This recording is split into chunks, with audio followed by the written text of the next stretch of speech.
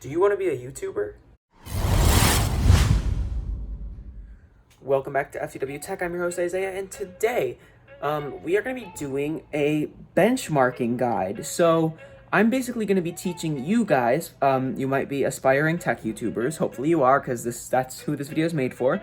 I'm going to teach you guys how to benchmark your CPU and record the results on charts just like the professionals do, like Jay and Linus and I guess me, although I'm not really a professional. But now that I have done a CPU and a GPU review with benchmarks, I think I can teach you guys a few things so you won't have to figure it out all by yourself like I did. So, do you want to be like Linus Tech Tips one day? Have dozens of workers, millions of dollars, and a massive studio? You have to start by making reputable tech reviews by benchmarking parts and drawing conclusions from those results. Specifically, CPUs and GPUs are always hot topics that can get you lots of views. Today, I will tell you how I benchmarked my 3800X in my review, so you too can benchmark games and synthetic tests like a pro. This will serve as a guide and also a testing methodology piece. So, the first consideration is test conditions. Make sure no overclocks are applied to your CPU, and all the settings are stock unless you're trying to test overclocking performance. Now, how do you do this, you might ask? Well, let me open Ryzen Master quickly. And this is going to be a very badly recorded video because I'm kind of like vlogging on my phone. Simply open Ryzen Master, and see here in Profile 1, I have 4300 applied on all the cores and the peak voltage of 1.35. If you go to Profile 2, however, I believe it is still stock. Oh wait, no, that was my undervolting video. Well, anyways, if you just don't touch anything in here and you turn all the cores back to 3800 megahertz and the core voltage of 1.35 volts, I believe that's how it comes stock, you should be good. So make sure there are no overclocks applied to your CPU in any way. There are two ways you can manage your temperatures. You can either maintain a steady ambient room temperature, or you can measure the ambient temperature for each test and record your results in degrees Celsius over ambient, which is the raw temperature minus the ambient temperature. That way, if for one of your tests your room is 22 degrees Celsius and for one it's 23, you can maintain fair results, basically. You can find the ambient temperature by purchasing an $8 indoor room temperature thermometer. So for example, this is how I do it. Here I have the ThermoPro TP49, I believe. As you can see on the top there, I've got the temperature. It's currently 23.2 degrees Celsius, and the humidity, which doesn't really matter. You must also make sure that all in-game settings are left the same for each CPU you plan to test. For example, if you test 3900X in Shadow of the Tomb Raider at 1440p Ultra with shadows on high, and the 5900X at the same resolution and also ultra quality settings with the shadows on low, your results will be invalid. Try to keep all test conditions the same, including your case/fan configuration and also your GPU and your RAM, everything. To test resolutions higher than your monitor's resolution, you can enable NVIDIA DSR, Dynamic Super Resolution, in the NVIDIA control panel and set the resolution to 1440p or 4K. So, both of my monitors are 1080p, so what I did is when you open NVIDIA control panel, right, here it is, hopefully you can see that okay. So as you can see, with DSR, I can choose 4K, 3840 by 2160, and 1440p, 2560 by 1440, and that is done by enabling DSR. So, so that's that. So to set up your benchmark charts, I recommend using Canva. It's free and has tons of templates. On the mobile app, search for bar graph, then use one of the templates to make your CPU testing charts. To edit the graph itself, simply click on the graph and hit edit. The way I test thermals is I report the idle temperature over ambient, then I report the degrees over ambient while running IDA64 stability test. I'm using the free trial. To monitor these temperatures in real time, you can use CPU ID Hardware Monitor, Hardware Info, or my first personal favorite, Core Temp. So I'm going to show you this here. If I open this application called Core Temp, hopefully you guys can see that. It says Core Temp. There you guys, you can see it. It's above user benchmark. I open Core Temp, I click yes, and now you can see here the temp on the bottom It says CPU #0:, and then you can see it says temperature readings. It's currently at 31C idle. It's actually going 40 down to 31. So you would report maybe 35 there as the idle. So now, if I simply open IDA64, which is a paid application, so I am currently on my free trial. My evaluation period is over. Okay, so I actually can't show you it, but if you open IDA64 and you use your free trial and you hit Tools and then Benchmark, you can run the IDA64 system stability test. Then I report the power consumption in watts during the IDA64 stability test of the chip. To see the real-time power draw of the chip, I would again recommend core temp. Next to the minimum and maximum temperature of the CPU, you can see power, and it's currently 42.4 watts. So in terms of synthetic benchmarks, I first report the average clock speed across all cores while running the Cinebench R23 multi-core test. Let's see if I can show you that. I'm having an issue running Cinebench. Yeah, if you guys can help me with this issue, that would be great. I keep having to uninstall and reinstall Cinebench for it to work, so I'm not going to show you that right now. But what you should do is basically open Cinebench R23, run the multi-core test, and while that's going, look at the average clock speed. So to do that, take the rough average clock speed of each core individually, then find the arithmetic mean or the average between all cores. If all cores are at the same frequency as they are now, you can see in core temp, they're all at 4399 megahertz, or basically, 4400 megahertz, 4.4 gigahertz. That's what I would write. I would write 4399 technically megahertz as my average here. If one of them was 4.4 and one of them was or let's say if 4 of my cores were at 4.2 gigahertz and 4 of them were at 4.4 gigahertz, I would report the average across all cores as 4.3 gigahertz. So you have to find the mean, the average. So to see the frequency of each core in real time, you can use core temp, as I showed you before. It's same application, core temp. So you can get power, you can get temps, and you can get frequency all in the app called core temp. I then run the Cinebench R23 single core and multi-core tests, and I report the scores on my CPU graphs. Next, I run the Blender BMW render. Make sure you select to do the render on your CPU and not your GPU's CUDA cores. Simply let your system render the image and record the number of seconds it took to complete the render with each chip. Basically, you can see blender.exe down here next to Cinebench R20. You just open it, you hit next step. You hit next step again, and you uncheck all of them except for BMW27. You hit next step. You select the 3800X, you hit start benchmark, and it basically is going to do this, and then when it's done, it will give you a number of seconds. If it doesn't, you can record the seconds with your own stopwatch. So that is how you run the Blender BMW render. To test 7-zip compression and decompression, open 7-zip file manager, then hit Tools and then Benchmark. Hit Start, then in a few seconds you will see a bunch of scores next to the compression and decompression scores, next to the sections. What you want to look at is the resulting rating score, bottom right of each box, the rating row and the resulting column. These are the scores in MIPS that you want to put on your benchmarking graphs. So I'm going to show you.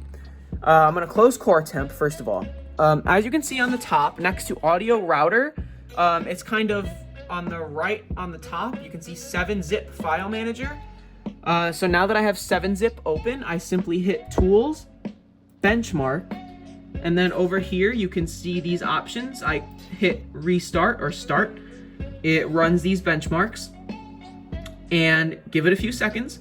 Now you can see in this rating and then resulting, it's the bottom right, 65472 MIPS is my compression score, and 97107 is my decompression score.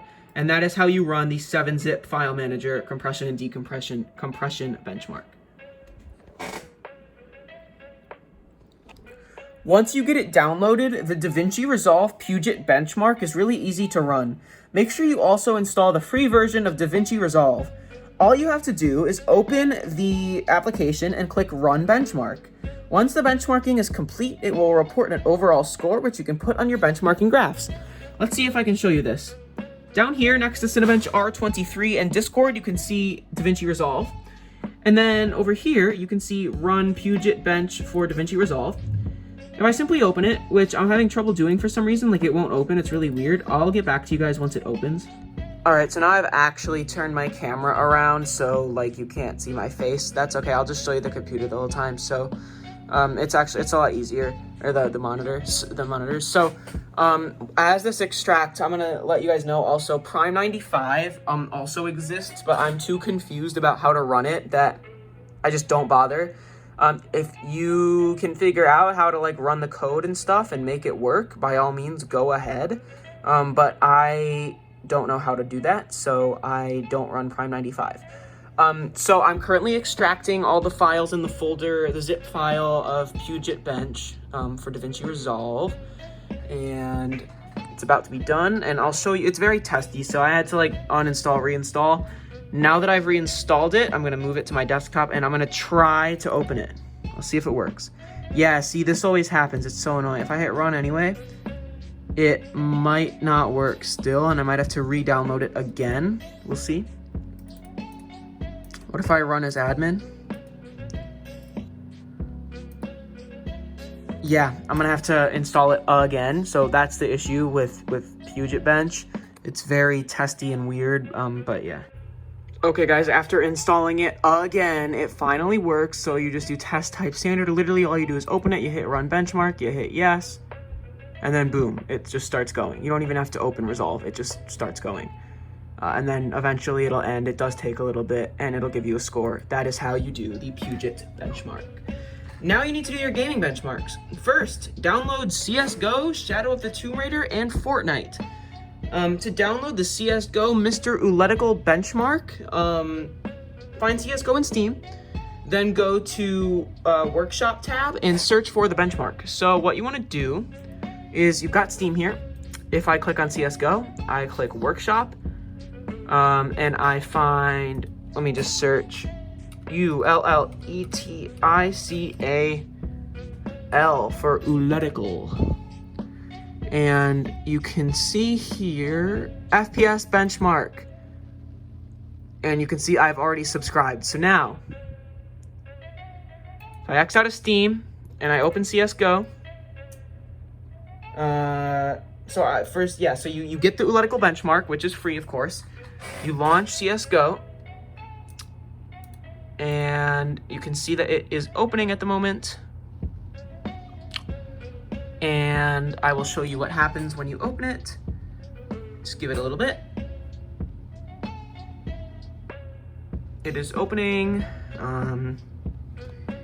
So basically, you are going to go to settings, and you're gonna make sure in video that, you know, all the texture quality is on high.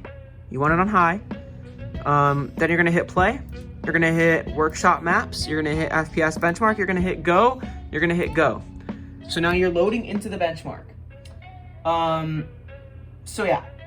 Next, on a second monitor, so here's my second monitor. You're gonna go to Afterburner. You could technically have it in the background on the same monitor, but I prefer on my second monitor. Open Afterburner. Then, my settings are not default on my GPU right now. Of course, you would want them to be if you're benchmarking even your CPU. You want your GPU also. Oh, by the way, for team, hit auto select. So now I'm in here. So I'm gonna hit escape. All right, over here, you're gonna go to settings. You're gonna go to on-screen display. You're gonna set a hotkey to toggle the on-screen display. You're gonna go to benchmark, and you're gonna do hotkeys to begin and end the recording of the benchmark also. Then you are going to click the hotkey that you've set to open the benchmark on CSGO. In my case, that is control slash. Then you are going to, you're gonna go forward to this. It's gonna say start. I'm going to shoot the start button. And then right at this moment right here, I didn't do it, but right here, you're gonna click your hotkey to begin the benchmark, and a few more statistics are gonna show up right here. Then once the benchmark is over, which is not yet, it's going to take too long, I'm not going to show you the whole thing. Once the benchmark is over, but before you get to the like loading screen, because you don't want any type of FPS reading from the loading screen, that would invalidate your results. Just before it goes to the loading screen, you're going to very quickly hit the hotkey that ends the benchmark. So for me, I'm gonna like quit the game and exit to the main menu because I was just showing you guys how to do that. But that's what you're gonna do. So at this point, I would of course have already ended the benchmark, and I can turn off the on-screen display by toggling, see, Control slash, Control slash, Control slash, Control slash. So that's my on-screen display bind. So once the benchmark is finished, make sure that you end the, oh yeah, I already said that. So then close CSGO and go to the folder that you've set. So here also, you're gonna see in benchmark, you're gonna set a folder for the benchmark results. In my case, it's a folder called benchmark results. You're gonna open the .txt file that opens. You're gonna open the .txt file and you will see, so this is from like a week ago. I don't know what game I was benchmarking. It might've been Tomb Raider, but you will see this from your benchmark run. And that is what you wanna record. You want to record your 1080p average and 1% low FPS on your graphs, then repeat the test at both 1440p and 4K. Next, you're gonna open Shadow of the Tomb Raider, the free trial version, and hit play. You do not need the paid version to run the built-in benchmark. Once you are in Shadow of the Tomb Raider, also, I don't have Afterburner on my second display right now, but of course you will also have Afterburner open for this to run the benchmark. Hit continue, blah, blah, blah. Okay, then hit options, display and graphics. Set your texture quality to ultra. So you can see here in graphics, texture quality, set it to ultra. And make sure you're at 1080p. I'm sorry, my fans are ramping up. That's just how it goes. So set your texture quality to ultra and resolution to 1080p. Click run benchmark. Toggle your Afterburner on-screen display right now. And then once this loading screen is done, you're gonna enable your benchmark to begin running, which would be right. You're gonna enable your benchmark right now. So right now, you would enable your benchmark. Don't count on this thing in the top left. That is accurate, of course, but it doesn't give you the readings that you want. It just gives you live FPS count. So, well, at the end, they do have a results screen, but just do the Afterburner benchmark, and you'll be good. So once this is done, so at this point, you'll be running your Afterburner benchmark with on-screen display as well.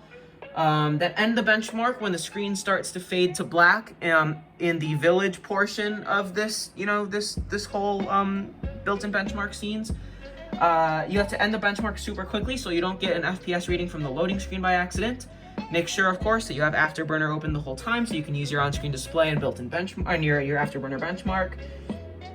So then go to that same .txt file that you looked at in the benchmark results folder. It'll be a different .txt file that time. It'll be updated. This time it'll be updated. So it does say this stuff too, and it even gives you minimum and average and stuff, but I prefer to use the same exact FPS counter the whole time, the Afterburner one, just so that it's consistent. So you could, I guess, use these, but personally I wouldn't.